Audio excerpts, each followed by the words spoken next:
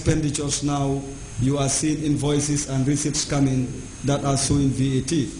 VAT is a modern indirect tax levied on the consumption of taxable supplies of goods and services at various stages of their production, distribution and on imports. It is applied to all goods and services made in the Gambia and imported goods and services if not exempted. Since its inception to date, officials says it has created a lot of revenue. It's a great tax for the Gambia government because its coming has really added value to our revenue base. You would observe that sales tax was there, but there are many cascading effects on sales tax as opposed to VAT. VAT is not leaving anybody out. VAT has created a lot of revenue since its inception. Records will tell you, they will tell you from here, Isa and his team will tell you what VAT has done as far as revenue mobilization is concerned. From January to date, we have really realized a great value on revenue collection. Value-added tax, as explained by officials, is paid by consumers of taxable goods and services, but since its introduction, many still find it difficult to understand, while others are seizing the opportunity to make gains. The sensitization of these NGOs will therefore immensely help in the understanding of the value-added tax. Rahibite, Grts News.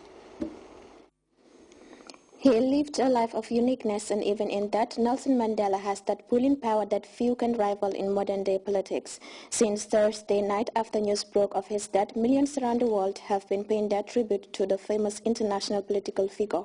Now it is the turn of world leaders who made the journey to Johannesburg to witness the memorial services for the late Madiba. As part of our reflections on Mandela's legacy, Ibrahima Balde went down memory lane to recapture the bits and pieces of the dominant Madiba narrative. Away to power to the people.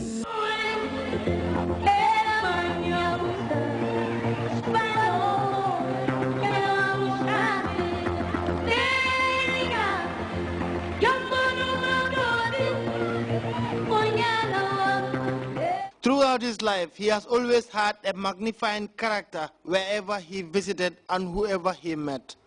This was Nelson Mandela's first visit at the United Nations, a historic moment for him, few months after serving 27 years in Robben Island. It will forever remain an indelible blight on human history that the apartheid crime ever occurred. It will forever remain an accusation and a challenge to all men and women of conscience. The political situation in South Africa in the 1940s was blighted by racism, a system popularly known as apartheid. During this turbulent era, black South Africans lived in perpetual fear under oppressive laws that hounded and targeted blacks. At the United Nations, Mandela used the opportunity to remind the world about a system that the world should condemn. His second appearance at the United Nations provided Mandela the unique opportunity for the international community to know that the winds of change that had been blowing across the world will not spare South Africa in April 1994. The date for the demise of the white minority regime has been determined, agreed, and set. 7 months from now, on April 27, 1994, all the people of South Africa, without discriminations on ground of gender, race, color, or belief.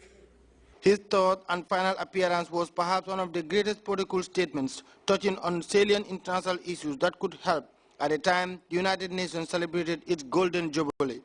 The very right to be human is denied every day to hundreds of millions of people as a result of poverty and the unavailability of basic necessities such as food, jobs, water, and shelter. Outside the walls of the United Nations, in South Africa, Mandela had maintained a sustained political life dating back to the 1940s. At the time, a good number of South Africans did not know what Mandela was fighting for then. The Africans want the franchise on the basis of one man, one vote. They want political independence. We have made it very clear in our policy that South Africa is a country of many races. There is room for all the various races. We have a large number of Africans who are educated and who are taking part in the political struggles of the African people. The question of education has nothing to do with the question of the vote. Nelson Mandela had maintained a strong bond of solidarity with colleagues in South Africa before he went to Robben Island. At a speech shortly after his release from jail, Mandela did not mince his words when he paid homage to Comrade Oliver Tambo, who at that time was the party leader of the ANC. I cannot complete my speech without referring to our comrade President Oliver Tambo.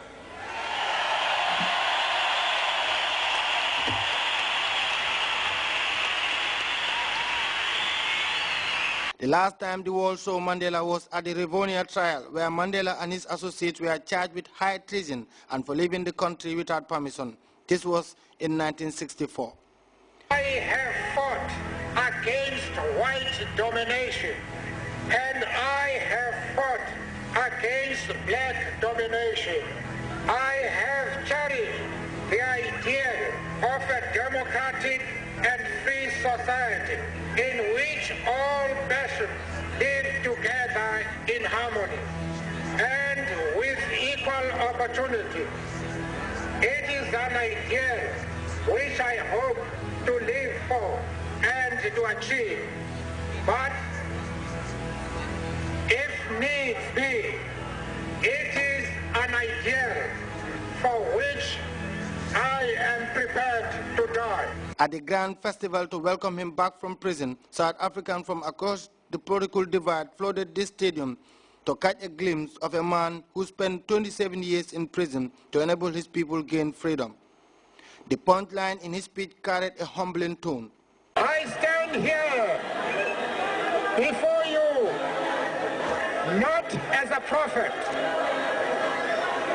but as a humble servant of you, the people. I place the remaining years of my life in your hands.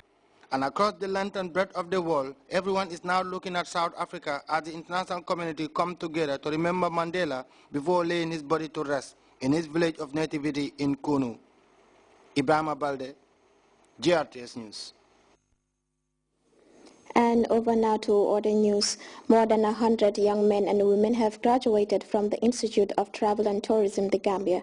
The graduates who went through tourism and travel-related courses ranging from Amadeus Galileo to tour guide and cabin crew are now poised to enter the job market. Rohibite reports. Viable gains being made in the tourism and hospitality industries calls for the necessary increase in the number of skilled personnel capable of delivering top-notch services. This has led to a dramatic increase in the number of institutions offering courses that have to do with tourism and travel.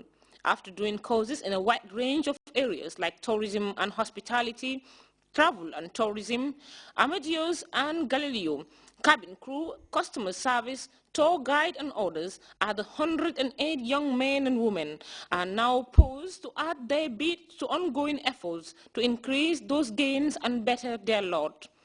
One institution that is at the forefront of the drive to supply the tourism and travel industry with trained personnel is the Institution of Travel and Tourism of the Gambia, which is now a household name in the country. It is credited with turning the lives of school leavers by arming them with the requisite skills to man travel and tourism-related positions.